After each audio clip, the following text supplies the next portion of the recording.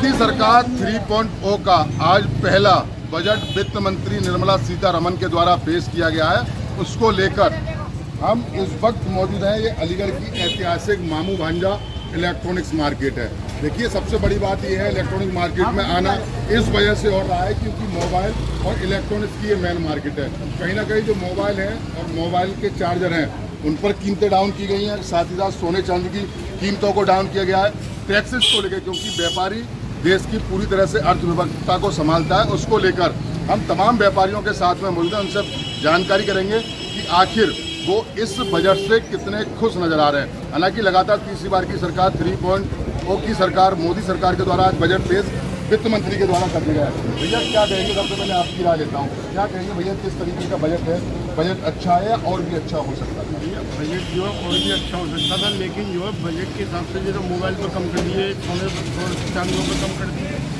इसी तरीके से इनको जो स्लैब थोड़ा सा जो 3 लाख तक जो रखा था उसको 5 लाख तक रखना चाहिए था, क्योंकि 5 लाख के स्लैब में मध्यम श्रेणी ज़्यादातर लोग आते हैं। भैया मुद्रा लोन की बात, मुद्रा लोन 10 से उठाकर 20 दिया गया है। मुद्रा लोन जो भैया जो ले रहे हैं, जो उन्होंने लिया है वो चुका भी रहे होंगे, लेकिन हम लोगों ने तो लिया नहीं है ना, हमें जानकारी इस लोगों तो बजट और अच्छे में क्या क्या होना चाहिए? और अच्छे बजट में ये होना चाहिए सरकार को, छोटे छोटे मध्यम श्रेणी के व्यापारी जितने भी हैं वो आज की तारीख में बिल्कुल पस्त पड़े हुए हैं। हर तरीके से जो है आप ये देख लो, आप किचन का आइटम उठा के देख लो, हर चीज़ महंगाई के दर पर कोई कम नहीं है आज की तारीख में। जो मध्यम श्रेणी आदमी कहाँ से कमा के लाएगा? 1500 रुपये कमाने वाला 1500 रुपये अपना जो ये निकाल देगा तो क्या अपना इलाज करा पाएगा? इलाज के ऊपर सस्ता करना चाहिए। आज की तारीख में डॉक्टरों के पर्चे देखो, 1 रुपये का पर्चे में 500-700 रुपये का पर्चा है, जो है हर तरह से लूट रहे हैं। और ये कैंसर की दवाएं, कैंसर के मरीज इतने हैं भाई साहब। आज ये देखो डायबिटीज वगैरह, बीपी वगैरह हर घर में है आज की तारीख में। दवाइयों का तो और डॉक्टरों के ऊपर तो सरकार को अंकुश लगाना ही चाहिए, लगाना चाहिए। भैया क्या कहेंगे, बजट पेश किया गया है, मामू भांजा मार्केट में है ना, मोबाइल पे, कवर पे, और इस वजह से कितना खुश नजर आ रहा है? आज का जो बजट इन्होंने जो पेश किया है इसमें इन्होंने इलेक्ट्रॉनिक में मोबाइल जो सस्ता किया है, तो मोबाइल आज मैं समझता हूँ देश के लिए मोबाइल आज इतना इम्पोर्टेंट हो गया इलेक्ट्रॉनिक में कि हर घर में और हर व्यापारी के पास और हर युवा के पास मोबाइल उसकी जेब में है। लेकिन काफ़ी चीज़ ऐसी हैं जैसे दवाएं हैं, जैसे अभी हमारे साथी भाई करें, क्योंकि आज प्राइवेट डॉक्टर के पास आज कोई भी मध्यम वर्ग का व्यापारी है, कोई भी बेचारा जाता है तो बहुत महंगी फीस और दवा भी महंगी है। तो कुछ बजट इनको ऐसा ही पेश करना था गवर्नमेंट को जो मध्यम वर्ग का व्यापारी के लिए लाभकारी होता और अच्छा रहता। लेकिन जिस हिसाब से इन्होंने मोबाइल सस्ता किया है, सोने चांदी पर उन्होंने कुछ लगाया है, कुछ दरें टैक्सों की इन्होंने कम की है, लेकिन कुछ और भी इसमें अच्छा हो सकता था बजट में, और भी अच्छा हो नहीं हो पाया। अभी मैं आ रहा हूँ, क्या कहेंगे बजट को लेकर, क्या है व्यापारी, आपकी राय क्या है? बजट को लेकर देखिए, पहले तो मैं पुनः देश के यशस्वी प्रधानमंत्री जी का आभार करता हूँ। उन्होंने इतना मध्य वर्ग के व्यापारी के लिए इतना सुंदर सुनहरा बजट पेश किया। हालांकि मुद्रा योजनाओं का लोन, देखिए मैं भी एक पायदान की अंतिम दड़ी में से आता हूँ, तो देखिए मैंने भी छोटे स्तर से व्यापार किया है, मेरा मोबाइल का व्यवसाय है। जैसे मोबाइल के कामों में वित्त मंत्री जी ने जो छूट दी है उसके लिए उन्हें हार्दिक बधाई देता हूँ। दूसरा, जो मुद्रा लोन जो बैंक से जैसे 10 लाख की से अब 20 लाख कर दिया, बैंक के कर्मियां मुद्रा लोन व्यापारियों को आसानी से नहीं देते, उनकी चप्पल घिसवा के।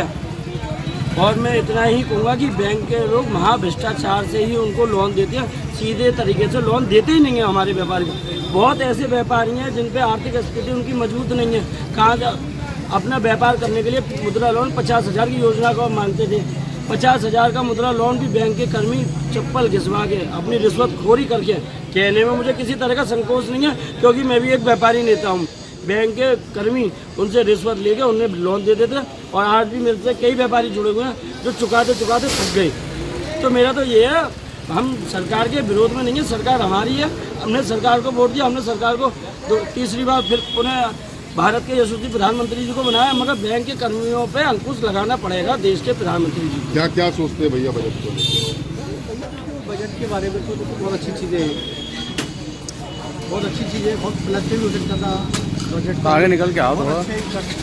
बजट के बारे में भैया ऐसा हमने क्या करा, 15 लाख 20 लाख लोन देते हुए व्यापार कैसे होते हैं? लोन से व्यापार नहीं उठता कभी। हमने कर्जा ले लिया, कुछ चीज़ को फायदा थोड़ा है कर्जा लेने से, कर्जा लेने पे या किसी प्रकार से हमने आपसे ले लिया या भैया से ले लिया, वो कर्जा ही तो हुआ, लेकिन व्यापार हमारा अपना खुद का पैसा लगा के व्यापार हम जमाएंगे, वो कर्जा नहीं है कि हमें बढ़ाना है, GST बढ़ा दिया, GST के बिल लगा दिए, तो सब एक दूसरे को बढ़ते रहेंगे घटते रहेंगे, उस चीज़ से कोई फायदा नहीं होगा। और अच्छा होना चाहिए था बजट। जी हाँ, भैया एक चीज़ मैं जाता हूँ, देखिए मैं भारत की अगर हम लोग बात करें तो लगभग 70% किसान अन्नदाता उसको लेके किसानों को लेके आप लोग क्या सोचते हैं? और अभी चुनाव में मैंने एक बार देखा था कि अब्दुल वाला मुद्दा एकदम बहुत टाइट रहा था, तो लड़के हैं कि अब्दुल में फौज वाला जो मामला आपने देखा है बहुत नाजुक है। और तीसरा सवाल मैं लेता हूँ कि शिक्षा को लेके आप लोग, क्योंकि हम लोग चाहते हैं कि अच्छी शिक्षा मिले, शिक्षा में और कितना सुधार हो सकता है बजट से? देखिए इस सरकार में शिक्षा के लिए तो मुझे लगता है कोई खास सुधार नहीं हुआ, क्योंकि आज कोई पेरेंट्स अपने बच्चे को जब एडमिशन के लिए किसी अच्छे स्कूल में उसका सपना होता है कि मैं भी अपने बच्चे को अच्छे स्कूल में पढ़ाऊँ, लेकिन शिक्षा पर भी हमको थोड़ा कुछ बजट में हमको जाना चाहिए था, क्योंकि एडमिशन फीस और जो मंथली फीस जो प्राइवेट स्कूलों की होती है और जिस हिसाब से कोर्स लिखते हैं बहुत महंगा पड़ता है। जो मध्यम वर्ग का व्यापारी या मध्यम वर्ग का आदमी तो अब अपने बच्चे को अच्छे स्कूल में पढ़ाने का सपना उसका सपना ही रह जाएगा, लेकिन जो बड़े बड़े व्यापारी होते हैं, जो बड़े बड़े पैसे वाले होते हैं, उनके बच्चे तो अच्छे स्कूल में पढ़ते हैं, उनके लिए कोई बजट का फर्क नहीं पड़ने वाला। लेकिन मध्यम वर्ग का बेचारा जो बच्चा है वो शिक्षा ग्रहण करने में उसको दिक्कत रहती है, तो उसके बाद यदि वो होता है सरकारी स्कूल या फिर छोटे मोटे स्कूलों में अपने बच्चों तो को बजट में शिक्षा को अच्छे लेके कोई अच्छा अंकुश नहीं हुआ है।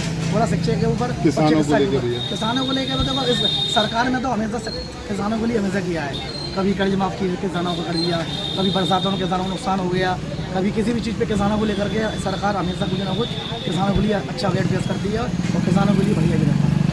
क्या कहेंगे शिक्षा को लेकर, क्या मानते हैं बजट में शिक्षा में और भी ज़्यादा सुधार करने की जरूरत है?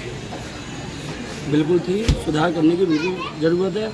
हमारे कुछ ऐसे व्यापारी हैं जो कम से कम 500 रुपये जिन्हें 6,000 रुपये महीने का अपना रोजगार चलाते हैं, वो 6,000 रुपये में अपने बेटे की कहाँ से परवरिश करेंगे?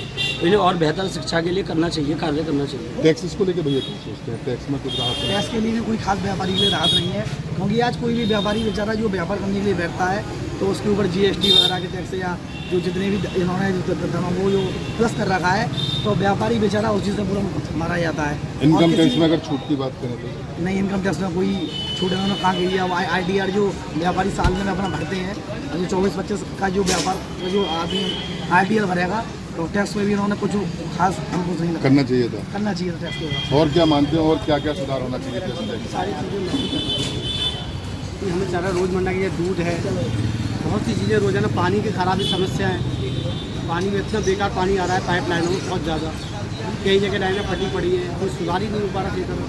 मतलब किचन को लेके और देखना, किचन तो बहुत ज़्यादा है।